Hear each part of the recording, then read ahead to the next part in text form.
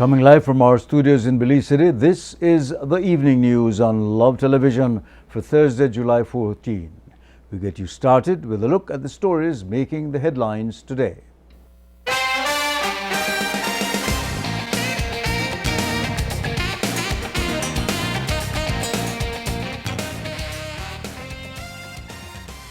Tourist arrivals continue to show increase in numbers. Friends for Conservation and Development working with Guatemalan group to preserve the Chiquibul Forest Reserve.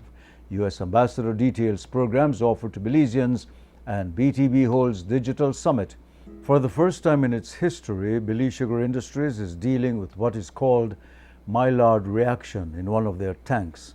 Maillard reaction is a chemical reaction signaled by froth fermentation caused by the quality of the cane delivered at the mill, which contains high levels of reducing sugars. The company issued a release yesterday stating that there is a sharp deterioration in the quality of molasses. ASR-BSI says on making the discovery last week, they contacted the Department of the Environment, who visited the site. The company says it is working along with the department to find a way to get rid of the affected molasses. They go on to say while the matter is difficult to handle, they are expending every effort to ensure total environmental, health and safety compliance and at the same time prevent further losses. The company says it is too soon to know the extent of the loss. Friends for Conservation and Development FCD in Belize has teamed up with Balam Association of Guatemala in combating the territorial war that is currently ongoing in the Chiquibul Forest. The Chiquibul Forest Reserve landscapes go beyond Belize's border into Guatemala, which then becomes Montes Mayas Biosphere Reserve. Rafael Manzanero, Executive Director of Friends for Conservation and Development, spoke about some of the agreements made with Balam in order to promote conservation and protection of the two reserves.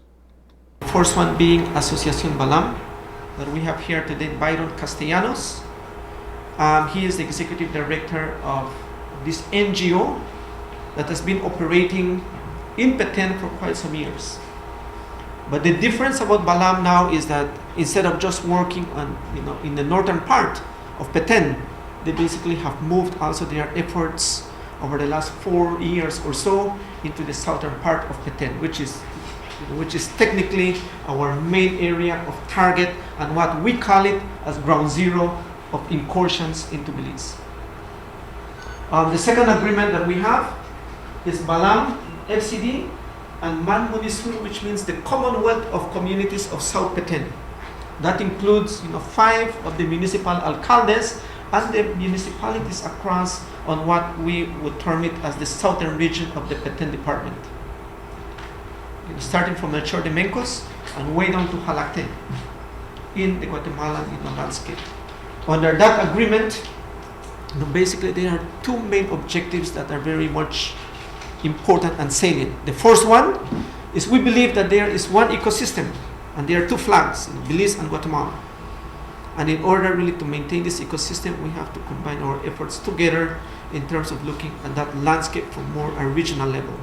And the second objective was basically to look at the reduction of conflict on the communities located on the adjacency zone. So those are basically the 2 main objectives of such an agreement.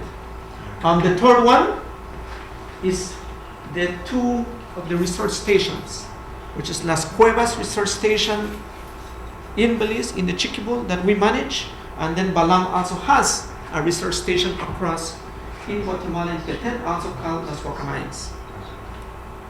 And then the fourth one, a very important one. We have forged a binational alliance over the last 4 years with alcaldes from both Belize and Guatemala for one main purpose: protection of the watersheds. That is also shared. In the Chiquibul and the Chiquibul water, it starts from the mountains of Belize, it goes into Guatemala. The first ones who absorb and who take the liquid that is coming out from the Chiquibul are basically Guatemalan communities.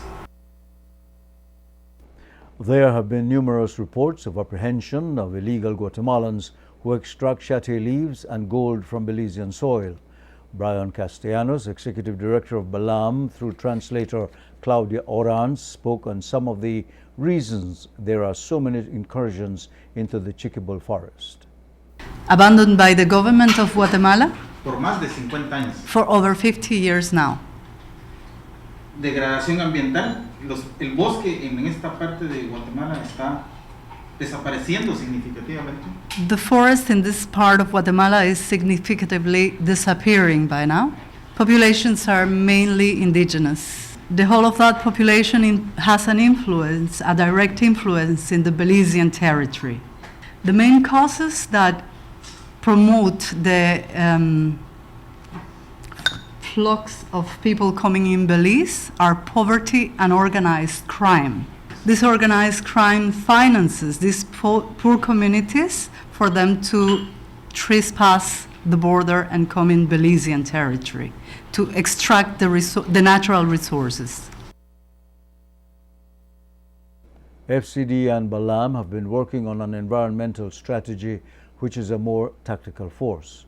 Orange translates. We are working on an environmental security strategy Enfocado a proteger el bosque en Guatemala focused to protect the forest in Guatemala and to reduce the illegal trafficking of resources from Belizean territory into Guatemala. We do joint patrolling with the government. We work with judges. We work with the government. And this graphic shows the different wood products that we have confiscated. Other than tactical combats, there are projects that have been created mostly for the Guatemalans to decrease incursions. These projects have benefited over 200 families. They're not funded by the Guatemala government, but international counterparts such as the UK, European Union, and US government.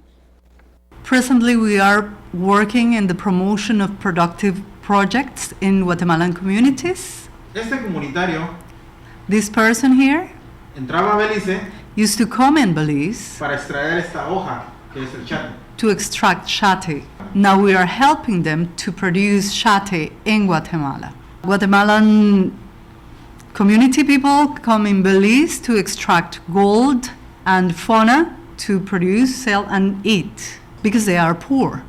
We are working with community people now to plant different products so they can reinforce their food security. We call them agroforest systems.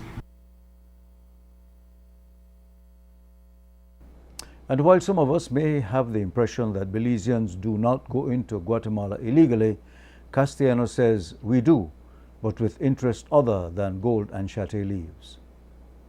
Of course it happens, Pero con otro tipo de intereses. but different interests motivate them. Comercio, Commerce, for example, traer productos de Guatemala a Belice sin ningún control. bringing products, not paying taxes, for example.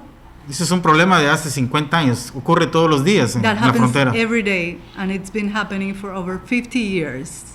Por eso uno de los acuerdos firmados entre Guatemala y Belice That's why one of the agreements signed by Guatemalan and Belizean governments tiene que ver con comercio, has to do with commerce. porque tenemos que ordenar la actividad comercial That is why we need to organize the commercial activity between both countries. para que los que comercian paguen impuestos en Belice y paguen impuestos en Guatemala. For those who make the exportations and importations illegally pay their taxes. Porque ese comercio de contrabando That contraband es el que financia is that one of the sources that finance otro tipo de actividades ilegales other kind of illegal activities que tienen que ver con el bosque. that have to do with the forest too. Sencillamente son economías ilegales. They are simply illegal economies. Debemos promover el comercio entre los dos países. We need to promote the commerce, legal commerce between both countries. Es el mejor negocio para Belice y para Guatemala. That would be the best of both worlds for Belize and Guatemala. Both organizations have signed an extended agreement of cooperation for the period 2016 to 2021. One of the main reasons for incursions, as reported by Balam, is poverty and the abandonment of the adjacency zone communities by the Guatemalan government. While most of the projects being worked on are not funded by their government, Byron Castellanos, Executive Director of Balam Association, says they are confident that their new government will provide the support they need. For years, the government has forgotten these populations, but we believe that this government has made a change and that they are sincerely working now, and that is why we are working with them. It cannot be, a 50-year problem cannot be easily solved, but we are on the right path. We are asking the Guatemalan government that we really need more support. Our Foreign Affairs Minister is the main supporter for his own government to solve the problems and help the poor communities in the adjacency zone. Rafael Manzanero is the Executive Director of Friends of Conservation and Development.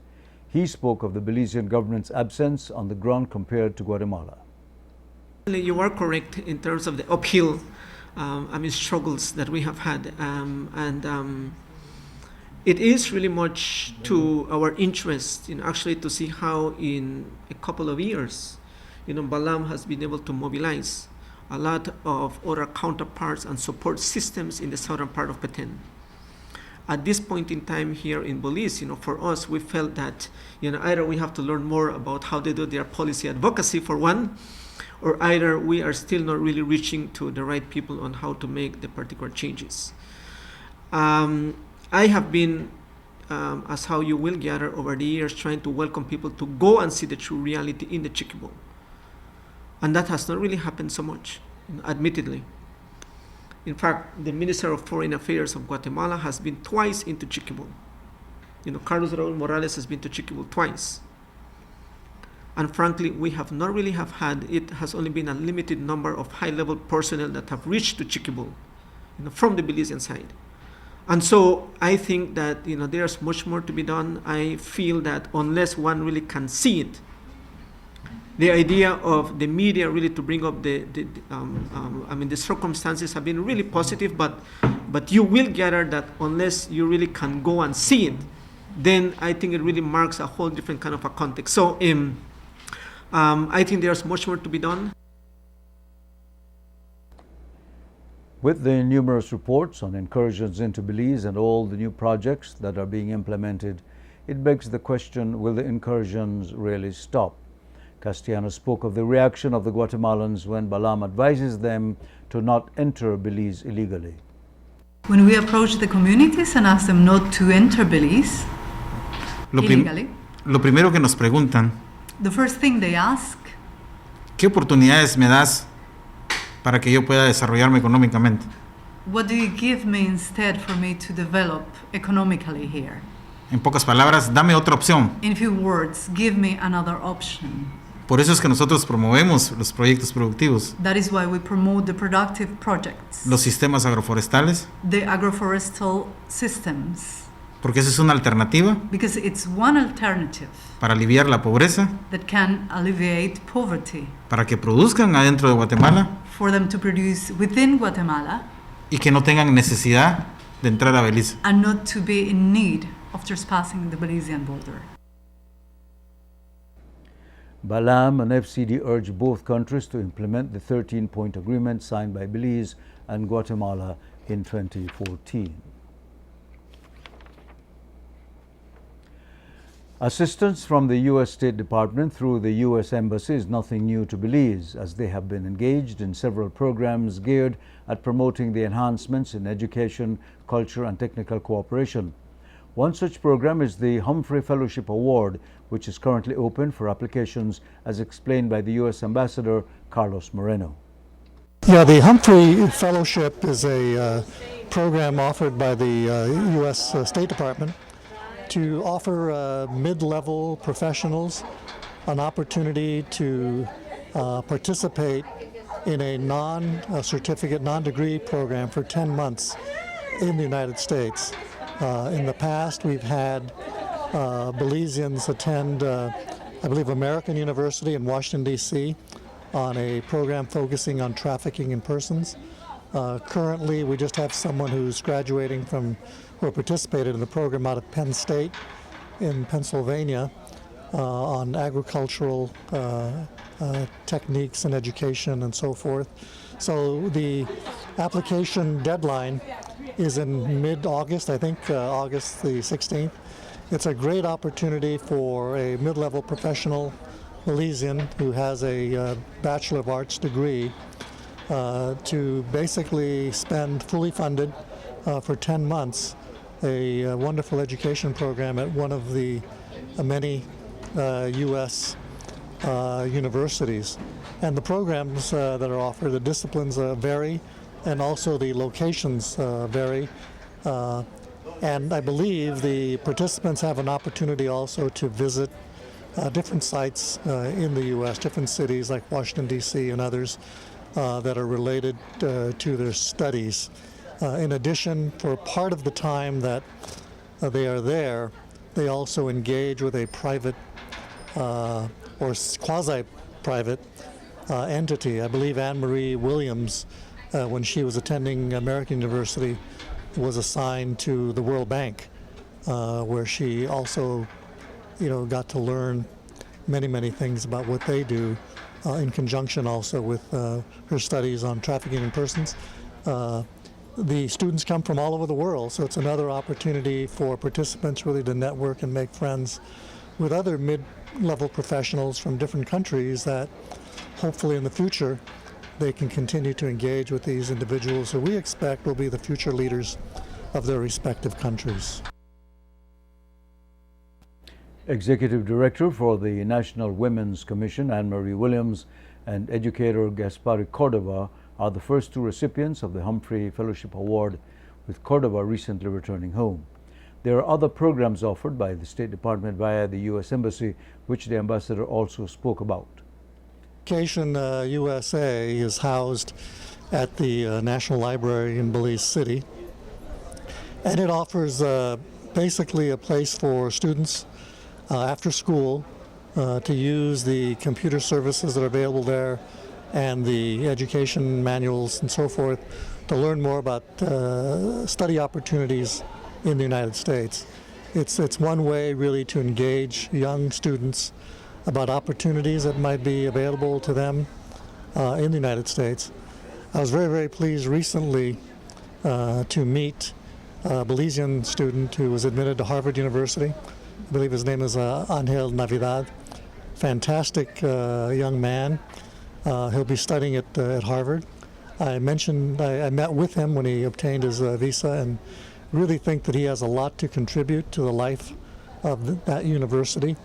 I also encourage him to come back to Belize and really to implement all of his studies and learnings when he does come back to Belize. But it's a very talented individual. I'm sure there are many more just like him. We also have the International Volunteers Leadership Program, IVLP. I believe, Renee Trujillo, you attended one on journalism. Also, there are multiple disciplines that are involved there. And that's, I think, a 3-week program where the participants get to really travel through various sites in the United States related to their studies. And typically, Belize gets about 4 of those every year. We're always looking for outstanding candidates to fill those spots. Information on the available programs can be obtained by visiting the website www.belize.usembassy.gov. Digital marketing is one of those new areas for Belize, and it's being used a lot more locally. But a lot of our industry stakeholders have been able to leverage great opportunities in terms of digital marketing in building content, with building travel trade relations, and it's something that a lot of us need to build more capacity in. And we have participants from all over the country here for the summit. We have a panel of 12 presenters who are going to be doing 16 sessions between today and tomorrow. And there's 4 different categories that the panelists will be presenting on. One is content marketing, one is social media, the other one is digital travel trade, and the last one, which is kind of like very inspirational digital marketing, is creative strategy. And that looks at how do you go about building your digital strategy and building that in collaboration with your marketing plan. So that helps to inspire our stakeholders and to help them gauge and leverage opportunities for digital marketing that are available out there, but you just have to make that investment to do it the right way. Anyway, the Digital Media Summit looks at innovative ways to market products and services ranging from social media to individual websites, among others. Tourism continues to be one of the top revenue generators for Belize, and it is expected to become even greater with the upcoming Harvest Key port in southern Belize. For now, however, tourism is becoming, and the Belize Tourism Board has sent out the statistics on tourist arrivals, describing them as being impressive. With the first half of 2016 already passed, the BTB is reporting a 16.5% increase in overnight arrivals when compared to the first half of 2015. It is extraordinary as for the first time, the data has shown arrivals reaching over 200,000 in the first half of any given year. Noriko Gamero, who heads the public relations and the marketing unit of the BTB, told Love News that the increase is just what they were aiming for when they applied certain strategies. We had a 16.5% increase in the first half of this year. We have really done a lot of different initiatives this year that we attribute to the continuous trend of increase. Some examples can be we have pushed a lot more on our farm trips. Our trade team has done many road shows, some consumer shows. They continue to do some webinars in different strategic countries such as North America, South America, and Europe. We also launched about a couple of weeks ago the interregional marketing campaign that we're doing with SICA. We were also promoting the closing of our European agency who has started their initiatives in Europe. So we've seen that 10.4 increase in the European market. And of course, we are continuing to push our marketing campaigns, our different advertisements, our PR and social initiatives in North America, as they still drive almost 70% of our increase in that specific market. We have continued to be proactive in our social media pitches, and we just think that overall our PR initiatives and quick wins have been one of our biggest attributes to the billions of impressions that we've garnered for this year.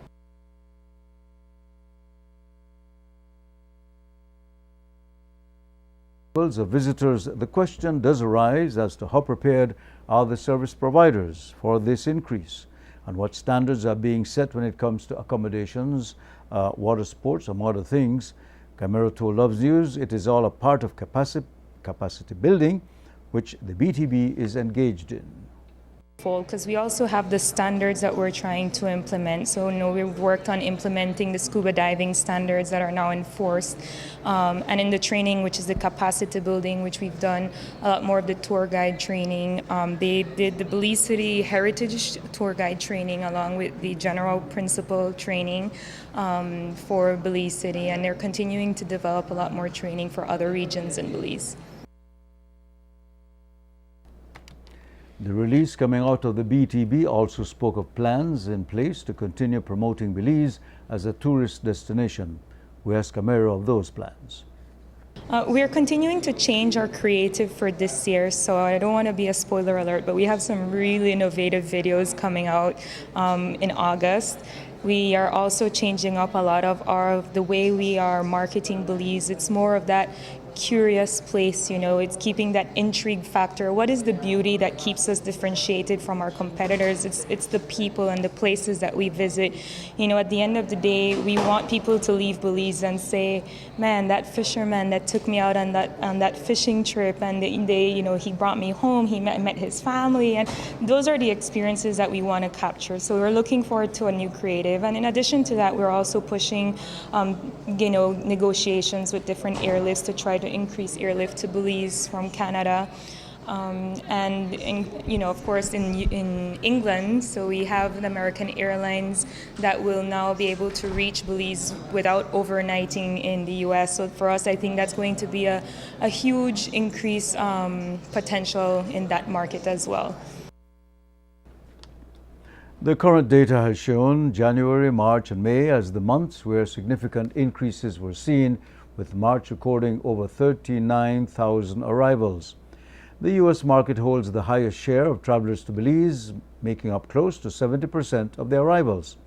The European market follows with about a 10% share.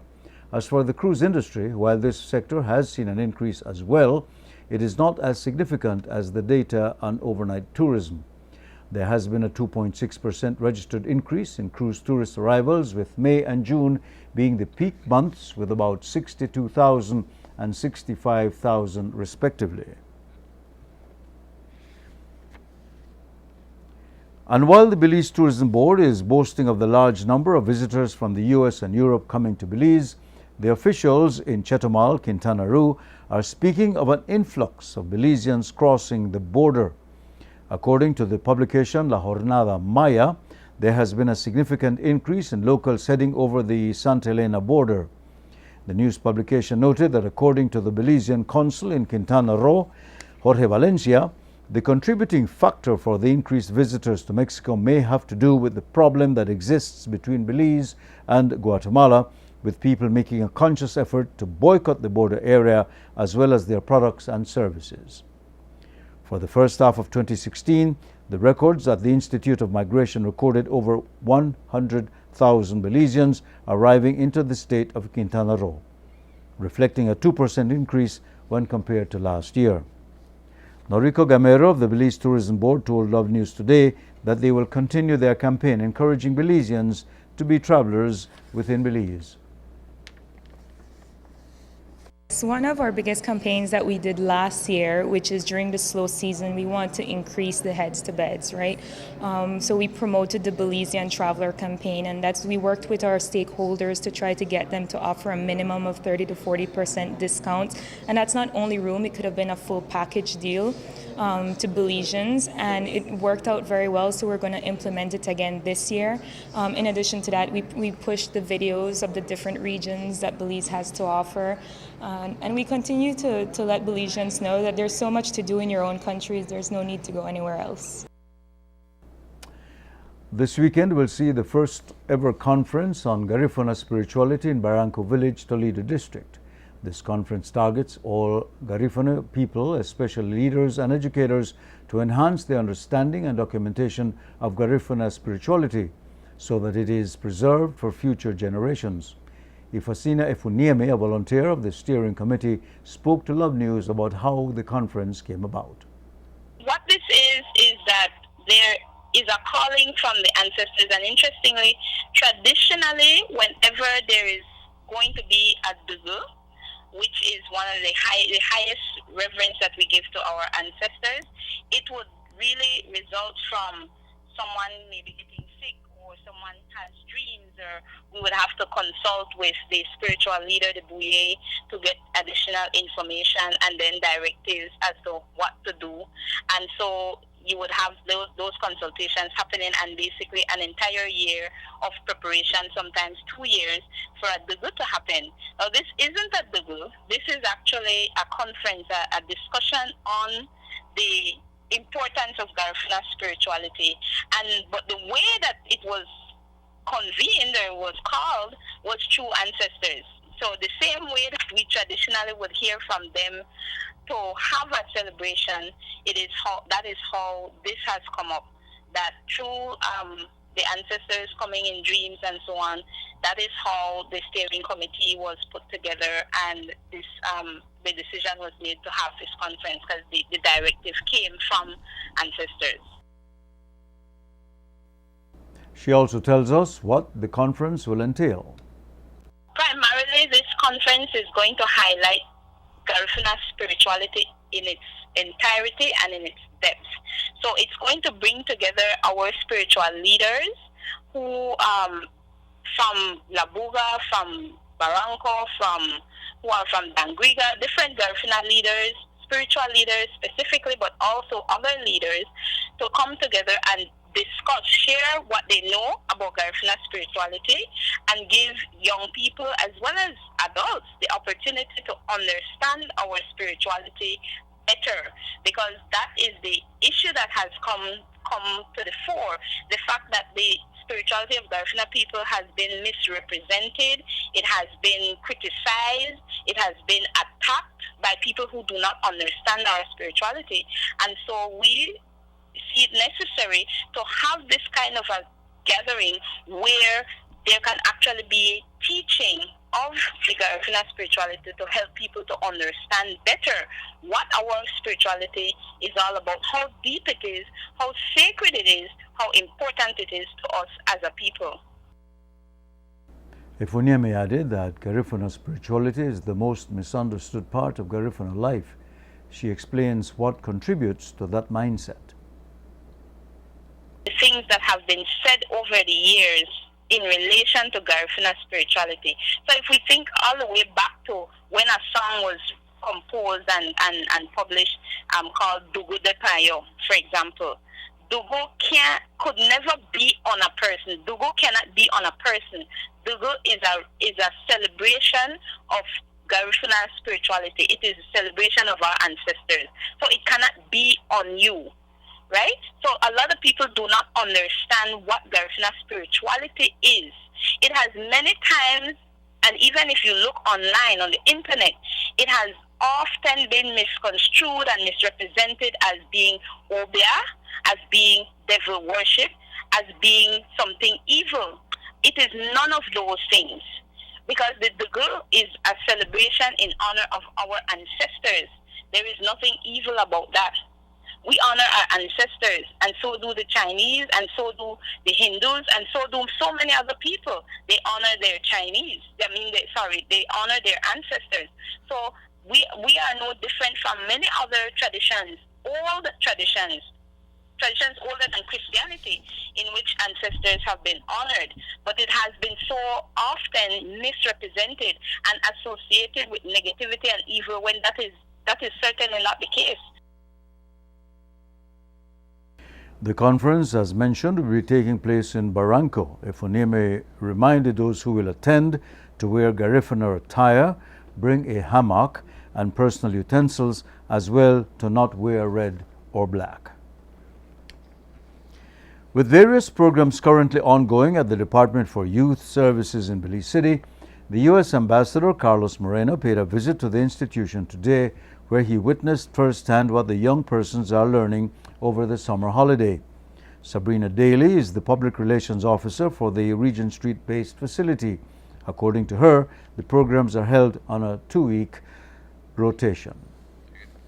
Today is a very exciting day. We have a really, really nice visitor with us. He's actually the U.S. ambassador.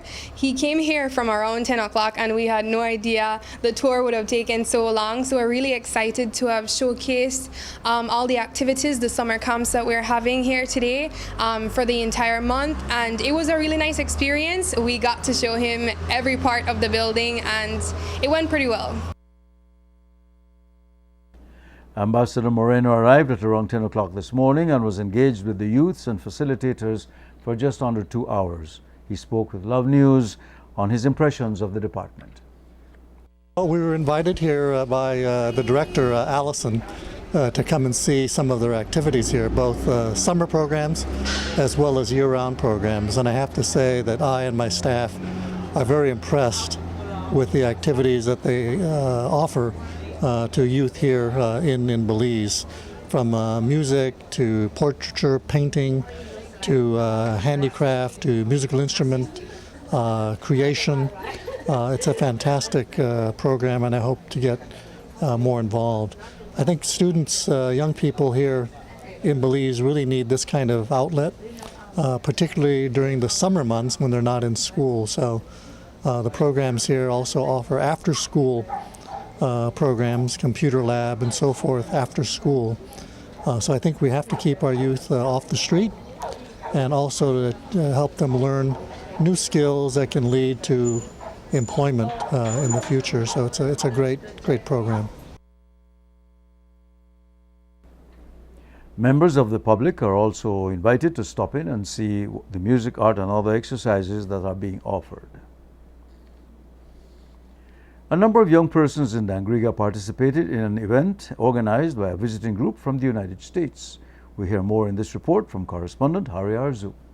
The lives of 250 young persons from this municipality have been positively impacted as a result of the activities that they participated in during a one-week vacation Bible studies summer camp that concluded here today.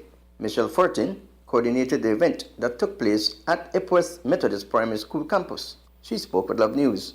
We brought a team of 16 adults with us, and we worked with Epworth Methodist Church and Reverend Claire, and with the support of Gaynor, and we did a vacation Bible school for 4 days, Monday through Thursday, and we had a showcase last night with the parents to see what they've been doing. We've been doing games, recreation, drama, which is Bible stories, crafts, and music. In the Bible stories, we talk about God and Jesus, and so we've had themes of God will provide, God will heal, God will protect, God will comfort, and God will forgive.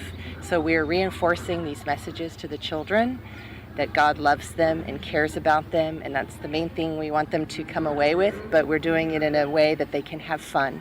The team of volunteers and their counterparts also refurbished them inside Epworth Methodist Church.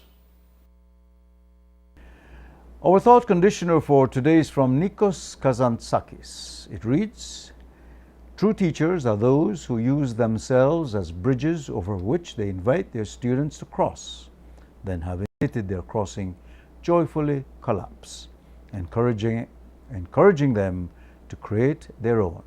This has been the Evening News on Love Television. We invite you to log on to our website at www.lovefm.com for transcripts of our news stories. Thank you for watching. I am Ernesto Vasquez.